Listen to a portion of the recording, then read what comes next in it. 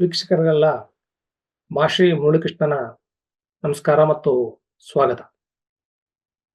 Picture ಪಯಣದ ಇಂದಿನ ಕಂತಿನಲ್ಲಿ ನಾನು ಫ್ರೆಂಚ್ ಭಾಷೆಯ ಎಮಿಲಿಯಾ ಪೆರೆಸ್ ಅನ್ನತಕ್ಕಂತಹ ಸಿನಿಮಾದ ಬಗ್ಗೆ ನನ್ನ ಕೆಲವು ಅನಿಸಿಕೆಗಳನ್ನು ತಿಳಿಸ್ಕೊಡ್ತೇನೆ. ಅಂದಹಾಗೆ ಈ ಸಿನಿಮಾದಲ್ಲಿ ಫ್ರೆಂಚ್ ಭಾಷೆಯ ಜೊತೆಗೆ ಸ್ಪ್ಯಾನಿಷ್ ಮತ್ತು ಇಂಗ್ಲಿಷ್ ಭಾಷೆಗಳು ಕೂಡ ಅಡಕಗೊಂಡಿವೆ.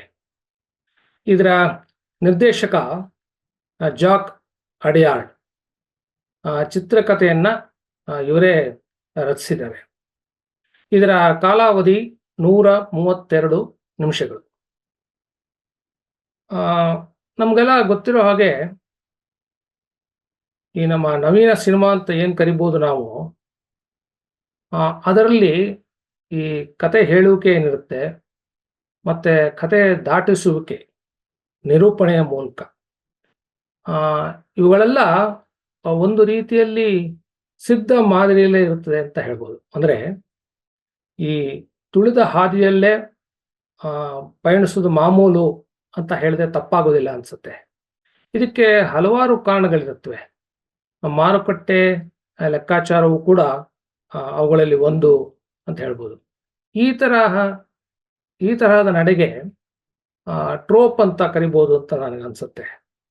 ಆದರೆ ಎಲ್ಲೋ ಒಂದು ಕಡೆ ಭಿನ್ನವಾಗಿ ಕಥೆಯನ್ನು ಹೇಳಬೇಕು, ಕಥೆಯನ್ನು ದಾಟಿಸಬೇಕು, ನಿರೂಪಣೆ ಇರಬೇಕು ಅನ್ನತಕ್ಕಂಥ ಹಪಹಪಿ ಕೂಡ ಹಲವು ನಿರ್ದೇಶಕರಿಗೆ ಇದ್ದೇ ಇರುತ್ತೆ ಅಂತ ಹೇಳ್ಬೋದು. ಆದ್ದರಿಂದ ಒಂದಿಷ್ಟು ಧೈರ್ಯವಾಗಿ ಭಿನ್ನ ಬಗೆಯ ಕಥೆಗಳನ್ನು ಹೆಣೆದು ನಿರೂಪಣೆಯ ಮೂಲಕ ವೀಕ್ಷಕರಿಗೆ ತಲುಪಿಸ್ತಾ ಇರೋದನ್ನು ಕೂಡ ನಾವು ಕಂಡಿದ್ದೀವಿ. ಇಂಥ ಒಂದು ಭಿನ್ನವಾದ ಪ್ರಯತ್ನ ಈ ಸಿನಿಮಾದಲ್ಲಿ ಜರುಗದೆ ಅಂತ ಹೇಳ್ಬೋದು ನಾವು. ಇದರ ಕತೆ ಜರುಗುವುದು ಮೆಕ್ಸಿಕೋದಲ್ಲಿ. ಈ ಸಿನಿಮಾದ ಪ್ರಥಮ ದೃಶ್ಯದಲ್ಲಿ ರೂತ್ ಅನ್ನತಕ್ಕಂತಹ ಒಬ್ಬ ಯುವ ವಕೀಲೆ, ಅವಳು ಪ್ರತಿಭಾವಂತೆ ಆಗಿರ್ತಾಳೆ. ಆದರೆ ತಾನು ಮಾಡುತ್ತಿರುವ ಕೆಲಸದ ಬಗ್ಗೆ ಅವಳಿಗೆ ಅಸಮಾಧಾನ ಇರುತ್ತೆ. ಹೀಗಿದ್ರೂ ಕೂಡ ಆಕೆಗೆ ಏನಾಗತ್ತೆ ಅಂದರೆ ಆಕೆಯ ಅಪಹರಣ ಆಗತ್ತೆ. ಅಪಹರಣ ಆಗಿ ಆಕೆಯನ್ನ ಮನಿಟಾಸ್ ಎಂಬ ಒಬ್ಬ ಡ್ರಗ್ ಮಾಫಿಯಾದ ಒಬ್ಬ ದೊಡ್ಡ ಕುಳ ಇರ್ತಾನೆ, ಆತನ ಬಳಿ ಕರೆದೊಯ್ಯಲಾಗುತ್ತೆ. ಆತ ಏನು ಹೇಳ್ತಾನೆ ಅಂದರೆ, ಯುವ ವಕೀಲೆ ರೂತ್ಗೆ, ನನಗೆ ಹೆಣ್ಣಾಗಬೇಕು ಅಂತ ಅಭಿಪ್ಸೆ ಇದೆ, ಅದಕ್ಕೆ ಏನು ಬೇಕೋ ಅದರ ವ್ಯವಸ್ಥೆ ಮಾಡು, ನಾನು ಎಲ್ಲ ಏರ್ಪಾಟುಗಳನ್ನು ಮಾಡಿಕೊಡ್ತೀನಿ.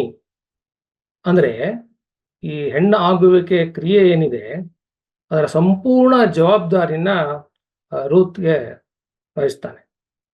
ನಂತರ ಆಕೆ ಏನು ಮಾಡ್ತಾಳೆ ಅಂದರೆ, ಸೂಕ್ತವಾದ ಸರ್ಜನ್ರನ್ನ ಭೇಟಿಯಾಗಿ ಈ ಕೆಲಸ ಮಾಡೋದಕ್ಕೆ ಸಜ್ಜು ಮಾಡ್ಕೊಳ್ತಾಳೆ. ಈ ಮನಿಟಾಸ್ಗೆ ಜೆಸ್ಸಿ ಎಂಬ ಹೆಂಡತಿ ಇರ್ತಾಳೆ.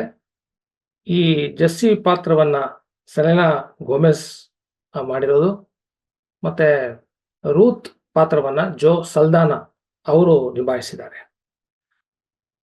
ಈ ಮನಿಟಾಸ್ಗೆ ಇಬ್ಬರು ಮಕ್ಕಳು ಕೂಡ ಇರ್ತಾರೆ. ಸೊ ಏನು ಮಾಡ್ತಾನೆ ಅಂದರೆ, ಮನಿಟಾಸು ಮತ್ತು ರೂತ್ ಇಬ್ಬರು ಯೋಜನೆ ಮಾಡಿ ಹೆಂಡತಿ ಮತ್ತು ಇಬ್ಬರು ಮಕ್ಕಳನ್ನು ಬೇರೆ ದೇಶಕ್ಕೆ ಸೆಕ್ಯೂರಿಟಿ ಕಾರಣದಿಂದ ಹೊರಗಡೆ ಕಳಿಸ್ತಾರೆ. ನಂತರ ಏನಾಗತ್ತೆ ಅಂದರೆ, ಮನಿಟಾಸ್ ಅಧಿಕೃತವಾಗಿ ಸತ್ತಿದ್ದಾನೆ ಅನ್ನತಕ್ಕಂಥ ಎಲ್ಲ ದಾಖಲೆಗಳನ್ನು ಕೂಡ ಮಾಡಲಾಗುತ್ತೆ. ಸೊ ದಾಖಲೆಯಲ್ಲಿ ಮನಿಟಾಸ್ ಇರೋದಿಲ್ಲ. ಸೊ ಅವನಿಗೆ ಸರ್ಜರಿ ನಡೆಯುತ್ತೆ, ಅವನು ಎಮಿಲಿಯಾ ಆಗ್ತಾನೆ, ಅಂದರೆ ಹೆಣ್ಣಾಗ್ತಾನೆ ಅವನು. ಸೊ ಇದೇನಾಗತ್ತೆ ಅಂದರೆ, ಸಿನಿಮಾ ಬೆಳೆಯುತ್ತೆ.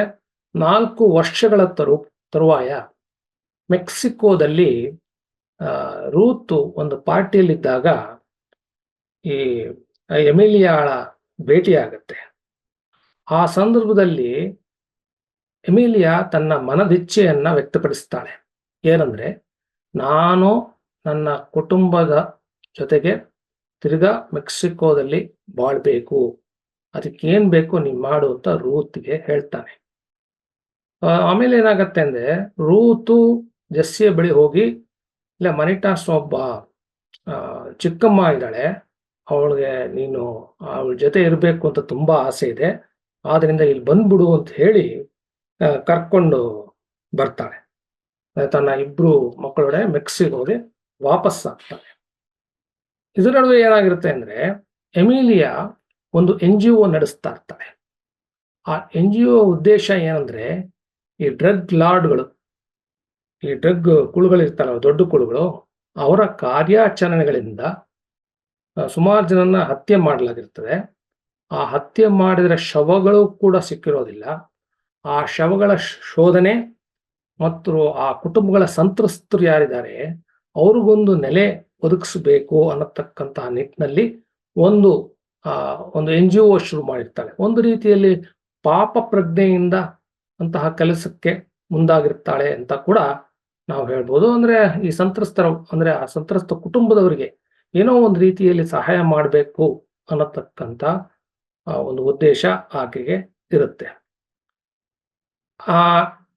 ಮತ್ತೆ ಏನಾಗತ್ತೆ ಅಂದ್ರೆ, ಈ ಡ್ರಗ್ ವ್ಯಾಪಾರದಲ್ಲಿ ಕೊಲೆಯಾಗಿರ್ತಾರಲ್ಲ ಅಂತ ಒಬ್ಬ ಇರ್ತಾನೆ. ಆ ವ್ಯಕ್ತಿಯ ಮಡದಿ ಎಪಿಫನಿಯಾ ಅಂತ. ಆ ಎಪಿಫನಿಯಾ ಪಾತ್ರವನ್ನ ನಟಿ ಆಡ್ರಿಯಾನಾ ಪಾಜ್ ಅವರು ನಿರ್ವಹಿಸಿದ್ದಾರೆ. ಆಕೆಯ ಜೊತೆ ಈ ಎಮಿಲಿಯಾಳ ಒಂದು ಸಂಬಂಧ ಬೆಳೆಯುತ್ತೆ, ಸಲಿಂಗ ಸಂಬಂಧ ಬೆಳೆಯುತ್ತೆ, ಸಲಿಂಗ ಪ್ರೇಮ ಅನ್ನತಕ್ಕಂಥದ್ದು ಉಂಟಾಗತ್ತೆ. ಸೊ ಇದರ ನಡುವೆ ಏನಾಗುತ್ತೆ ಅಂದ್ರೆ, ಜೆಸ್ಸಿಗೆ ತನ್ನ ಪ್ರಿಯಕರ ಒಬ್ಬ ಇರ್ತಾನೆ, ಮನಿಟಾಸ್ ಕೂಡ ಗೊತ್ತಿರಲ್ಲ, ಒಂದು ರೀತಿಯ ಸಂಬಂಧ ಅವ್ರಿಗಿರುತ್ತೆ. ಆ ಜೆಸ್ಸಿಗೆ ಪುನಃ ಈ ಗುಸ್ಟಾವ್ ಅಂತ ಅವನ ಹೆಸರು, ಅವನ ಜೊತೆ ಪುನಃ ಸಂಬಂಧ ಕುದುರುತ್ತೆ. ನಂತರ ಕತೆ ಹೇಗೆ ಬೆಳೆಯುತ್ತದೆ, ಅದು ಹೇಗೆ ಅಂತ್ಯಗೊಳ್ಳುತ್ತದೆ ಅನ್ನೋದು ಈ ಸಿನಿಮಾದ 3ನೇ ಅಂಕ ತಿಳಿಸ್ಕೊಡ್ತದೆ. ಈಗಾಗಲೇ ಹೇಳಿದ ಹಾಗೆ ಈ ಸಿನಿಮಾದ ನಿರ್ದೇಶಕ ಜಾಕ್ ಅಡಿಯಾರ್ಡ್. ಈ ಆಡಿಯಾರ್ಡ್ ಬಂದು 72 ವರ್ಷ ಆಗಿದೆ. ಆತ ಫ್ರೆಂಚ್ ಸಿನಿಮಾದ ಒಬ್ಬ ಆರ್ಟಿಯರ್ ಅಂತ ಹೇಳ್ಬೋದು. ಅವರು ಸುಮಾರು 11 ಸಿನಿಮಾಗಳನ್ನ ನಿರ್ದೇಶನ ಮಾಡಿದ್ದಾರೆ ಮತ್ತು ಅವುಗಳಿಗೆ ಚಿತ್ರಕಥೆಯನ್ನು ಕೂಡ ಬರೆದಿದ್ದಾರೆ. ಅದಲ್ಲದೆ ಇನ್ನೂ 14 ಸಿನಿಮಾಗಳಿಗೆ, ಬೇರೆ ಸಿನಿಮಾಗಳಿಗೆ ಚಿತ್ರಕಥೆಯನ್ನು ಕೂಡ ಅವರು ಬರೆದಿದ್ದಾರೆ. ಅವರು ನಿರ್ದೇಶನ ಮಾಡಿದ ಕೆಲವು ಹೆಸರುವಾಸಿ ಚಿತ್ರಗಳೆಂದರೆ a self made hero, the beat that my heart skipped, a prophet, Dheepan, rust and bone ಇತ್ಯಾದಿ ಗಮನಾರ್ಹ ಸಿನಿಮಾಗಳನ್ನ ಮಾಡತಕ್ಕಂಥ ಪ್ರತಿಭಾವಂತ ನಿರ್ದೇಶಕರು ಜಾಕ್ ಆಡಿಯಾರ್ಡ್ ಅವರು. ಇನ್ನು ಈ ಎಮಿಲಿಯಾ ಪೆರೆಸ್ ಬಗೆಗೆ ನನ್ನ ಕೆಲವು ಅನಿಸಿಕೆಗಳನ್ನ ತಿಳಿಸಿಕೊಡ್ತೇನೆ. ಈ ಸಿನಿಮಾ ಹಲವು ಜಾನರ್ಗಳನ್ನ ಒಳಗೊಂಡಿದೆ. ಅಂದ್ರೆ ಇದರಲ್ಲಿ ಮ್ಯೂಸಿಕಲ್ಲು, ಥ್ರಿಲ್ಲರ್, ಡ್ರಾಮಾ, LGBTQ ಅಂತಹ ಜಾನರ್ಗಳ ಮಿಶ್ರಣ ಈ ಸಿನಿಮಾದಲ್ಲಿ ಇದೆ. ಮತ್ತು ನಿರೂಪಣೆಯಲ್ಲಿ ಹಾಡು ಮತ್ತು ನೃತ್ಯಗಳನ್ನು ಕೂಡ ಅಳವಡಿಸಲಾಗಿದೆ. ಇದು ಈ ಸಿನಿಮಾಗೆ ಒಂದು ಗಮನಾರ್ಹವಾದ ಆಯಾಮವನ್ನು ನೀಡಿದೆ ಅಂತ ಹೇಳ್ಬೋದು. ಆದರೆ ಕೆಲವು ವೀಕ್ಷಕರಿಗೆ ಇದು ಸೂಕ್ತ ಅಲ್ಲ, ಒಂದು ಸ್ವಲ್ಪ ಕಿರಿಕಿರಿ ಅಂತಾನೂ ಅನ್ನಿಸುವ ಸಾಧ್ಯತೆಗಳಿವೆ ಅಂತ ಹೇಳ್ಬೋದು. ಇತ್ತೀಚಿನ ವರ್ಷಗಳಲ್ಲಿ ಟ್ರಾನ್ಸ್ಜೆಂಡರ್ ಸಿನಿಮಾಗಳು ಗಮನಾರ್ಹ ಸಂಖ್ಯೆಯಲ್ಲಿ ಬರ್ತಾ ಇರೋದನ್ನ ನಾವು ಕಾಣ್ಬೋದು. ಈ ಟ್ರಾನ್ಸ್ಜೆಂಡರ್ಗಳನ್ನ ಸಾಮಾನ್ಯವಾಗಿ ನಾವು ತೃತೀಯ ಲಿಂಗಿಗಳು ಅಥವಾ ಮಂಗಳಮುಖಿಯರು ಅಂತ ಕೂಡ ಕರೆಯಲಾಗುತ್ತದೆ. ಆದರೆ ಈ ಸಿನಿಮಾ ಈ ಟ್ರಾನ್ಸ್ಜೆಂಡರ್ ವಿಷಯವನ್ನ ಎಷ್ಟು ಸಮರ್ಪಕವಾಗಿ ಇತ್ಯಾತ್ಮಕವಾಗಿ ಚಿತ್ರಿಸಿದೆ ಅನ್ನೋದು ಕೂಡ ಯೋಚನೆ ಮಾಡಬೇಕು ಅಂತ ಅನ್ಸುತ್ತೆ ನನಗೆ. ಈ ಸಿನಿಮಾದಲ್ಲಿ ಎಮಿಲಿಯಾಳ ಭಾವನೆಗಳನ್ನ ತುಂಬಾ ಢಾಳಾಗಿ ಚಿತ್ರಿಸಿಲ್ಲ ಅಂತ ಹೇಳ್ಬೋದು.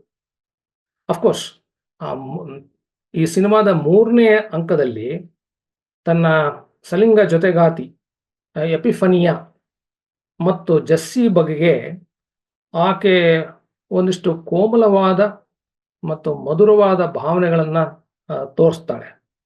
ಆದರೆ ಅವುಗಳನ್ನ ಚಿತ್ರೀಕರಿಸುವುದರಲ್ಲಿ ನಿರ್ದೇಶಕರು ಸಂಯಮವನ್ನು ತೋರಿಸಿದ್ದಾರೆ ಅಂತ ಹೇಳ್ಬೋದು. ಇನ್ನು ಮೆಕ್ಸಿಕೋದಲ್ಲಿ ಈ ಡ್ರಗ್ ವ್ಯಾಪಾರ ಅನ್ನೋದು ದೊಡ್ಡ ಪಿಡುಗು. ಈ ಡ್ರಗ್ ಮಾಫಿಯಾ ದೊಡ್ಡ ಕುಳುಗಳು ಏನಿರ್ತಾರೆ, ಡ್ರಗ್ ಲಾರ್ಡ್ಸ್, ಅವ್ರಿಗೂ ಅಧಿಕಾರಸ್ಥರಿಗೂ ನಾನಾ ತೆರನಾದ ನಂಟುಗಳು ಇರುತ್ತವೆ. ರಾಜಕೀಯ ಕೂಡ ಇದರಲ್ಲಿ ಮುಖ್ಯ ಪಾತ್ರವನ್ನ ವಹಿಸುತ್ತದೆ ಮತ್ತು ಈ ವಿಷಯದಲ್ಲಿ ಭ್ರಷ್ಟಾಚಾರವೂ ಕೂಡ ತುಂಬಾ ಇರುತ್ತೆ. ಆಮೇಲೆ ಮೆಕ್ಸಿಕೋದಲ್ಲಿ ಈ ಫೆಮಿಸೈಡ್ ಅಂತ ಏನ್ ಕರೀತಾರೆ, ಅಂದ್ರೆ ಮಹಿಳೆಯರ ಕೊಲೆಗಳು ಕೂಡ ಆಗೋದನ್ನ ನಾವು ಕಾಣ್ತಾ ಇದ್ದೀವಿ.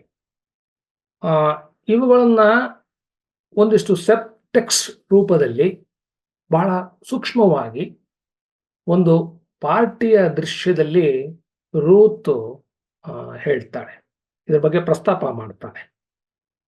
ಮತ್ತೆ ಈ ಸಿನಿಮಾಗೆ ಇನ್ನೂ ಹಲವು ಆಯಾಮಗಳಿವೆ. ಆದರೆ ಕೆಲವು ವೀಕ್ಷಕರಿಗೆ ಅವುಗಳ ಟ್ರೀಟ್ಮೆಂಟ್ ಕುರಿತು ಸ್ವಲ್ಪ ಭಿನ್ನ ಅಭಿಪ್ರಾಯಗಳು ಮೂಡುವ ಸಾಧ್ಯತೆಗಳು ಕೂಡ ಇವೆ. ಇಡೀ ಸಿನಿಮಾ ಮಹಿಳಾ ಪಾತ್ರಗಳತ್ತ ಮತ್ತು ಅವುಗಳ ಬೆಳವಣಿಗೆ ಇದರತ್ತ ಕೇಂದ್ರೀಕರಿಸಲಾಗಿದೆ ಅಂತ ಹೇಳ್ಬೋದು. ಅಂದ್ರೆ ಈ ಮಹಿಳಾ ಪಾತ್ರಗಳನ್ನ ಇತ್ಯಾತ್ಮಕ ಮತ್ತು ನಕಾರಾತ್ಮಕ ಈ ಎರಡೂ ನೆಲೆಗಳಲ್ಲಿ ಪಾತ್ರಗಳನ್ನ ಕಟ್ಟಲಾಗಿದೆ. ಇನ್ನು ಇಲ್ಲಿ ಮಹಿಳೆಯರ ಒಂದು ಸೆಲ್ಫ್ ಡಿಸ್ಕವರಿ ಅಂತ ಏನು ಕರಿಬೋದು, ಆ ಅಂಶ ಕೂಡ ಇದೆ. ಮಾತೃತ್ವದ ಭಾವನೆ ಕೂಡ ಈ ಪಾತ್ರಗಳಲ್ಲಿ ಹೆಣೆಲಾಗಿದೆ. ಆಮೇಲೆ ಮನಿಟಾಸ್ ಎಮಿಲಿಯಾ ಈ ಪಾತ್ರವನ್ನ ಸ್ಪೇನ್ ದೇಶದ ಒಬ್ಬ ಟ್ರಾನ್ಸ್ಜೆಂಡರ್ ನಟಿ ಕಾರ್ಲಾ ಸೋಫಿಯಾ ಗ್ಯಾಸ್ಕನ್ ಅಂತ ಅವರ ಹೆಸರು. ಅವರು ಗಮನಾರ್ಹವಾದ ನಟನೆಯನ್ನ ನೀಡಿದ್ದಾರೆ. ಮತ್ತೆ ಈ ಪಾತ್ರ ಏನಿದೆ ಅದರಲ್ಲಿ ಕಪ್ಪು, ಬಿಳುಪು ಮತ್ತು ಕಂದು ಬಣ್ಣದ ಪದಗಳಿವೆ. ಆಕೆಯ ನಟನೆ ಕೂಡ ಈ ಸಿನಿಮಾದ ಹೂರ್ಣಕ್ಕೆ ತಕ್ಕಂತೆ ಇದೆ ಅಂತ ಹೇಳ್ಬೋದು.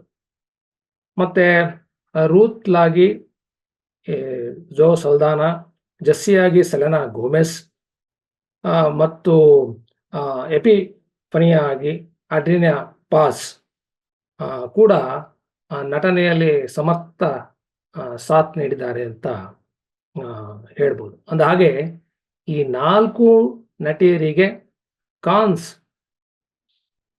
2024 ಅಂತಾರಾಷ್ಟ್ರೀಯ ಚಲನಚಿತ್ರೋತ್ಸವದಲ್ಲಿ ಬೆಸ್ಟ್ ಆಕ್ಟ್ರೆಸ್ ಅವಾರ್ಡ್ ಕೂಡ ಬಂದಿದೆ. ಅಂದ ಹಾಗೆ ಈ ಚಲನಚಿತ್ರ ಬಂದು ಈ ಕಾನ್ 2024 ಚಲನಚಿತ್ರೋತ್ಸವದಲ್ಲಿ ಜ್ಯೂರಿ ಪ್ರೈಸ್ ಕೂಡ ಪಡೆದುಕೊಂಡಿದೆ ಮತ್ತು ಆಸ್ಕರ್ ಕಂಟೆನ್ಷನ್ನಲ್ಲಿ ಇರತಕ್ಕಂತಹ ಈ ಸಿನಿಮಾ ಸದ್ದನ್ನು ಮಾಡಿದೆ, ಸುದ್ದಿಯನ್ನು ಮಾಡಿದೆ. ಮತ್ತೆ ನನಗೇನಿಸ್ತು ಅಂದ್ರೆ ಇಲ್ಲಿನ ಮೆಲೋಡ್ರಾಮಾ ಮತ್ತು ಕೆಲವು ದೃಶ್ಯಗಳು ಮತ್ತು ಸೀಕ್ವೆನ್ಸ್ಗಳನ್ನ ನೋಡಿದಾಗ ನನಗೆ ಈ ಪೆಡ್ರೋ ಆಲ್ಮೋಡೋವಾರ್ ಇದಾರಲ್ಲ ಅವರ ಕೆಲವು ಸಿನಿಮಾಗಳು ನೆನಪಿಗೆ ಬಂದಿತ್ತು. ಒಟ್ಟಿನಲ್ಲಿ ಈ ಸಿನಿಮಾ ಒಂದು ರೀತಿಯ ಧೈರ್ಯದಿಂದ ಭಿನ್ನ ನಿರೂಪಣೆಯ ಒಂದು ಮಹತ್ವಾಕಾಂಕ್ಷೆ ಸಿನಿಮಾ, ಮತ್ತು ಇಂಗ್ಲಿಷ್ ಭಾಷೆಯಲ್ಲಿ ಹೇಳೋದಾದ್ರೆ ಅಡಾಷಿಯಸ್ ಫಿಲಮ್ ಅಂತ ಹೇಳ್ಬೋದು. ಇದು ಸದ್ಯಕ್ಕೆ ಮೂವಿ ಚಾನೆಲ್ನಲ್ಲಿ ನೋಡಲು ಸಿಗುತ್ತದೆ. ಸಾಧ್ಯವಾದರೂ ನೋಡಿ ಅಂತ ಹೇಳ್ತಾ ನನ್ನ ಮಾತುಗಳನ್ನು ಮುಗಿಸ್ತೇನೆ. ನೋಡಿದ, ಆಲಿಸಿದ ನಿಮಗೆಲ್ಲ ಕೂಡ ಹಾರ್ದಿಕ ವಂದನೆಗಳು. ನಮಸ್ಕಾರ.